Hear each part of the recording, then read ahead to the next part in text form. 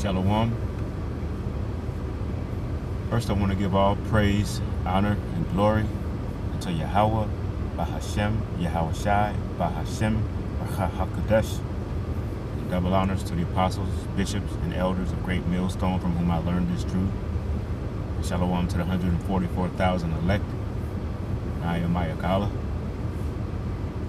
And not really sure what I'm going to call this one, but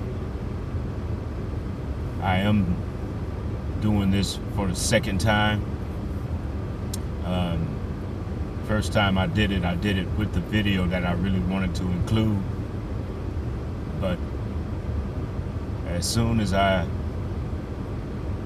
uploaded it to YouTube, I had a caution on there that says that it was a copyright infringement, and because this channel already has one strike on it already, I didn't even want to take the chance of it getting another strike, and I went ahead and deleted it. So I'm going to bring this lesson back out again without the video, and it's just a reminder to show me that YouTube is really clamping down on the kind of information that they want to suppress. So they're taking every opportunity, even though I announced a disclaimer about copyright, how I wasn't making money for this, just using it for edification purposes only, was still gave me the caution.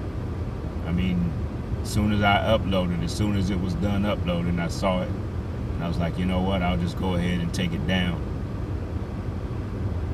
I didn't even have a title on it, so it just like I said, it's just a reminder of how things are beginning to be, because it's just certain information that they want to suppress. And it wasn't even a lesson where I used any verbiage that I shouldn't even be using it, but it was just the fact that I had a video, and I guess there's just certain videos that just YouTube just don't want you to use. But anyway, I'm gonna bring it out anyway, and this probably won't be very long. But I mean, the video that I had included before was about 7 minutes or so. But anyway, what it was about. It was about a certain daughter of a singer of a group who was popular in the 70s. I'm not even going to mention the daughter's name. I'm not even going to mention the name of the group. But it was a rock group that I kind of listened to some of their music. And it was what the daughter had done was went to I guess they call it a genealogist, and she wanted to research her roots. And when she went to the genealogist, they discovered that, you know, they went back about 3, maybe 4 generations. And I mean, the daughter appeared to be an Edomite. And when they went back about 3 or 4 generations, they discovered that there was an African, or so-called African American, when it actually, in all actuality, was an Israelite woman. They discovered that she was in their family, but at the time, what she found out was that her great grandfather had been entered into to the records at that time as a mulatto. So they didn't know who the Israelite was, or as they put it, the African American. So the entry was just entered as M, which was an indication that he was a mulatto. What they expressed was that he was of mixed race, which prompted me to go into Numbers verse 1 and 18, because there is no such thing as mixed. All right, you are what the seed of your father is. All right, and I'm just going to read Numbers 1 and 18. And Salakia, if I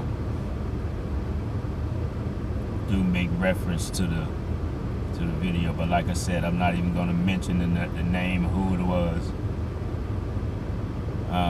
But when they made the reference to the mix of the great, it was either great or great grandfather being of, as they put it, mulatto. Like I said, there's no such thing as a mixed seed. You are what the seed is. Whatever the seed is, that is what you are. And the father carries that seed, not the mother. So this is Numbers chapter 1, verse 18. It says, "And they assembled all the congregation together on the first day of the second month, and they declared their pedigrees after their families by the house of their fathers, according to the number of the names, from 20 years old and upward, by their polls." And in this instance, in Numbers, what they were doing was they were just accounting for all the males, because Israel was getting ready to go to war, and they used this word pedigree. So I wanted to bring that out. I wanted to go into I'm looking at the blue letter, and let's see, that word pedigrees is H3205, and I'll give you a pronunciation of it.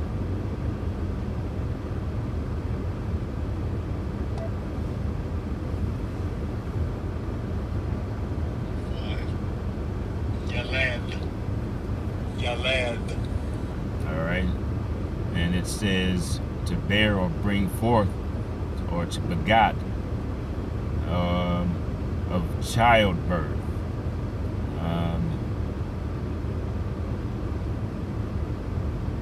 Under the biblical usage, it says to begot a child.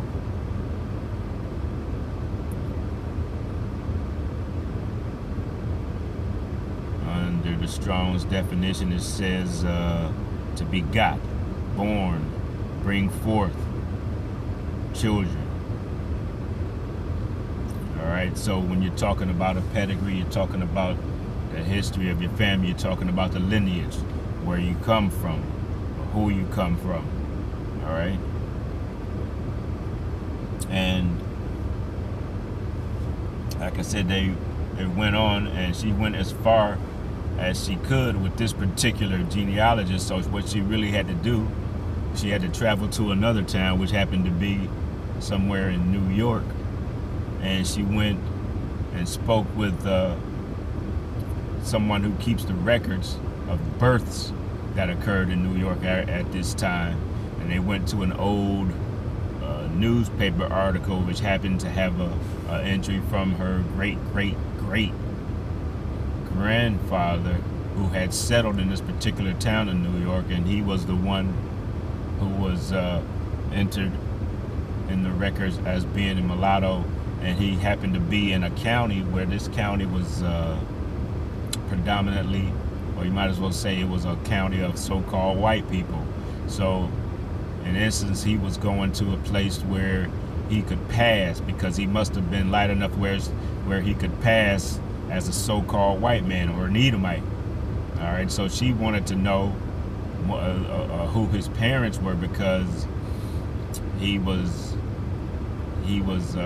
under the guardianship of a certain captain, and this captain had her great grandfather listed as being a drummer for him. All right, so it comes to find out that this particular captain was the one who owned him, and it was later revealed that this particular captain was actually his dad, or great grandfather was an Edomite. So this man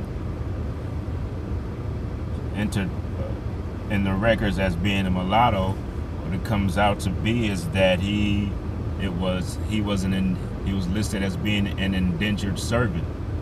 So that's a clue to you right there, him being an indentured servant. that his mother was the actual Israelite, or as they put it, African American. So his mother was a slave and had been impregnated by this particular captain who was listed as his so-called owner. All right. So, and I wanted to get a definition of an indentured servant, because the Israelites, when they were enslaved, they didn't have that opportunity where they could be gain their freedom, all right, or buy their freedom, because they weren't even allowed to earn money.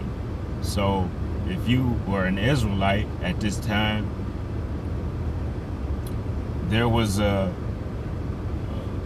no opportunity for you to gain your freedom, or to purchase your freedom. They might have told them, yeah, you can purchase your freedom, but without an opportunity to be able to earn money, very few would be able to buy their way into their buy their way into freedom. So I wanted to go to Google and get a definition of what an indentured servant is, because that's what they had them listed as.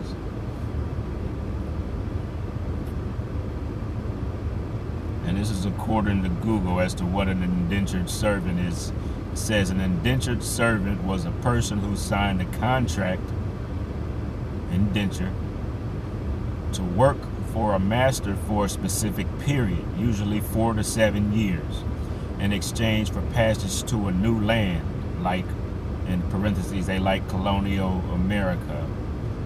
Food, shelter, and clothing, becoming a free person with freedom dues, in parentheses, they have land or money, it says at the contract's end. It was a system of voluntary servitude. See, it says voluntary servitude, all right? And the Israelites didn't have a choice. They were brought, at least the southern tribes, which would be Judah, Benjamin, and Levi, were brought here via the Atlantic slave trade. They were not given a choice when they were brought to the Americas. They were made slaves. All right. It says it was a system of voluntary servitude, often for the poor or indebted, but sometimes it involved convicts, forming a crucial labor source before widespread slavery took hold. All right. So I just wanted to give you a definition of an indentured servant. So really, this man that was listed as being a mulatto, because there's no such thing as a mixed. He was an Edomite, because that's what his daddy was. That's what the seed came from, an Edomite man.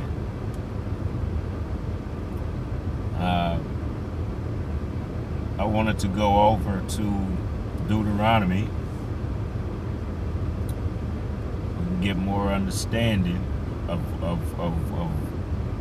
just exactly what you are when this instance occurs.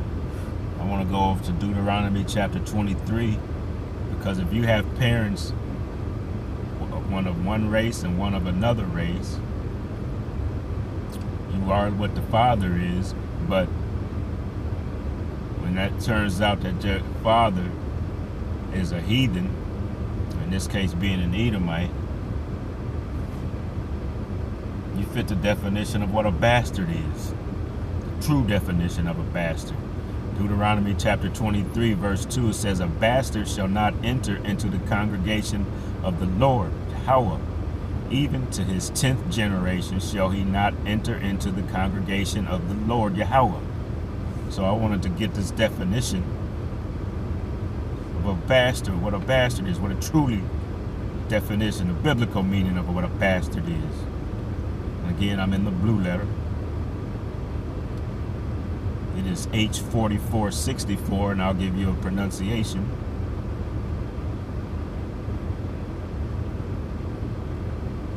Strong's H4464.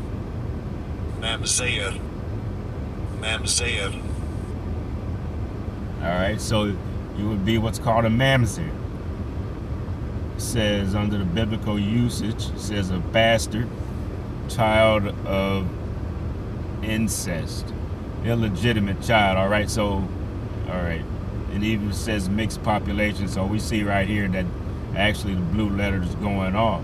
All right, it says because like we said, there's no such thing as being mixed. You are what your parent, what your father is, whatever his seed is, that is what you are.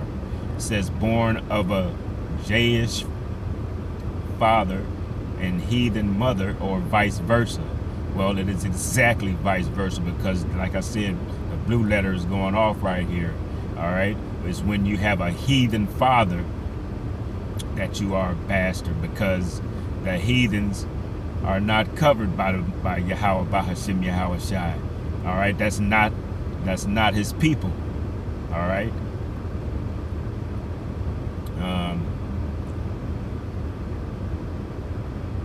And just to show that, let me see if I can't find this.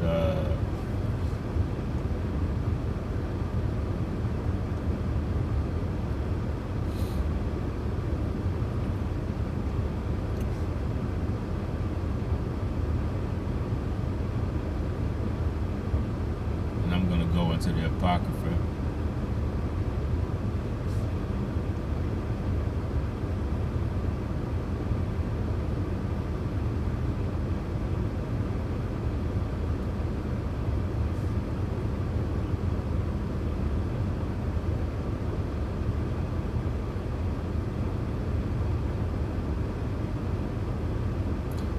And this is Second Ezra, chapter 6, and verse 56. It says, as for the other people, which also come of Adam, thou hast said that they are nothing but be like unto spittle, and hast likened the abundance of them unto a drop that hath fallen from a vessel. All right, this is talking about the other nations other than the nation of Israel. The Father looks at them, Yahweh Hashem Yahweh Shai looks at them as being nothing more than spittle. All right, so just like he says, if you have a vessel, you're carrying a bucket of water and one little drop of water drops out, you don't care about that, because that's not the vessel that you care about. The vessel that you care about is what you're carrying. All right, that one little drop is nothing. It's a drop from a bucket, and that's how the Lord sees these other nations. They are but spittle. They're just a drop from a bucket. They are not the vessel that he's concerned with. His vessel that he loves and that is precious to him is the nation of Israel, and the other nations are as nothing. All right, and I just wanted to bring that out to prove what I'm saying, back up what I'm saying. All right, so that is what the definition of a bastard is. All right, this is also shows us what tares are. I just recently did a lesson where I went into Matthew, and I'll go there right now, chapter 13, and it was talking about the tares.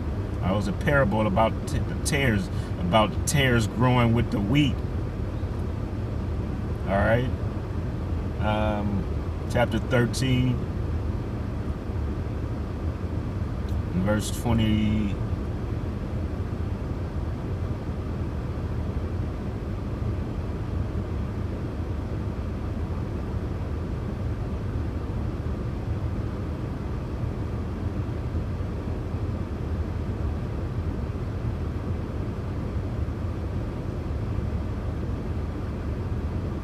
I'll start at verse 24.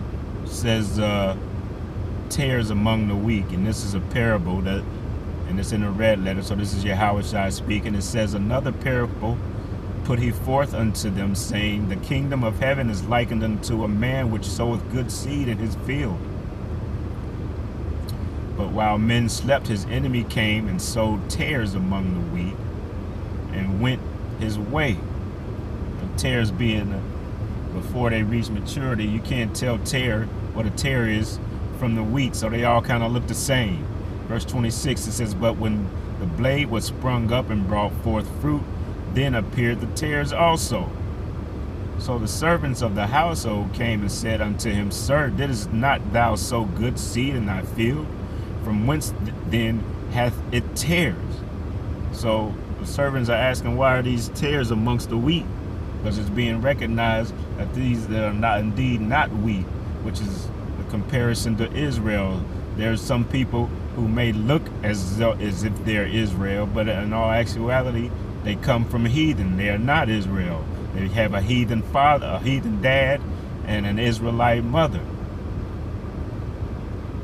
Those would be tares. Verse 28, he said unto them, an enemy hath done this. The servant said unto him, wilt thou then that we go and gather them up? All right, and just like there are those who appear to be Israelites that in all actuality they are mamzers, bastards, or they come from the heathen, you also have some who are Israelites are in other countries, because we're scattered all over the world and scattered throughout all the other nations. You also have Israelites who appear to be these other nations, who in all actuality are Israelites, but because our seed has been scattered into various nations all over the world, there are Israelites who look like the other nations. All right, they are truly Israelites because the seed comes from an Israelite man. One example is that wherever an Israelite man goes to war, and the Israelite man has been put in wars, all these wars that America has gone into. Whenever an Israelite man goes into these various countries where wars are, he lays with their women. So there's seeds in that instance of Israelites all over the world. All right, the Israelite man is a desirable man, so these other nations give themselves to these Israelite men. The verse being here in 29, it says, but he said, nay, least while ye gather up the tares, ye root up also the wheat with them. So these Israelites who are amongst these other nations, they will be revealed in the day of the Lord. All right.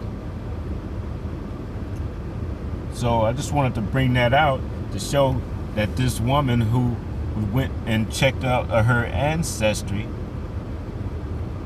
was indeed what she appeared to be. All right. She was an Edomite because after she went back into her lineage, she saw that her great grandfather was indeed an Edomite who impregnated an Israelite woman.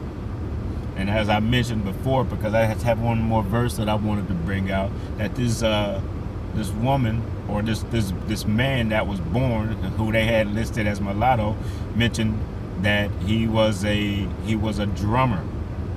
He was a drummer for the captain in his army. And this particular woman who did this research, her dad in this rock group that was popular in the 70s, although he came out as be a singer, it was revealed that he was a drummer. He was originally a drummer before he became a lead singer. All right, so this right here shows, and I just wanted to bring it up because opportunity presented itself. This shows, this is an example that reincarnation is real. All right, just like 3 or 4 generations back, her great grandfather was a drummer. Look what happened. Her dad was a drummer. So this is the same soul coming back doing the same thing. All right. In this instance, he was a drummer in his previous life 3 or 4 generations ago, and he's a drummer now. All right. I wanted to go to 1 Corinthians, and then I'm going to end it after this. Might as well take advantage of this opportunity to show that the reincarnation is real. 1 Corinthians chapter 14 and verse 32 says,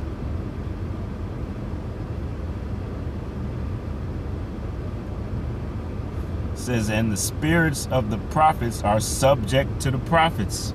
So these prophets that you see out on the highways and the hedges, this is what they did in their previous lives.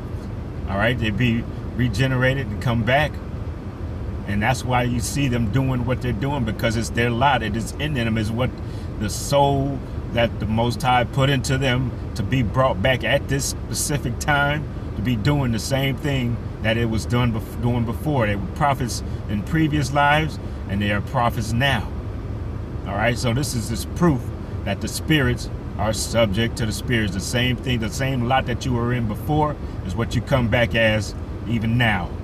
All right, the Lord knows all the souls, and when He sends, and when you pass at one time, that soul comes back to the earth to be judged, and you live out the same lot. You do the same thing again. So what this man in this instance, he was a drummer 3-4 generations ago, came back, and her dad was a drummer doing the exact same thing. All right, but I'm gonna end this here, and I pray that this has been edifying to the listener. And I want to give all praise, honor, and glory unto Yahweh, Bahashem, Yahweh Shai, Bahashem, Ruach HaKodesh. Shalom.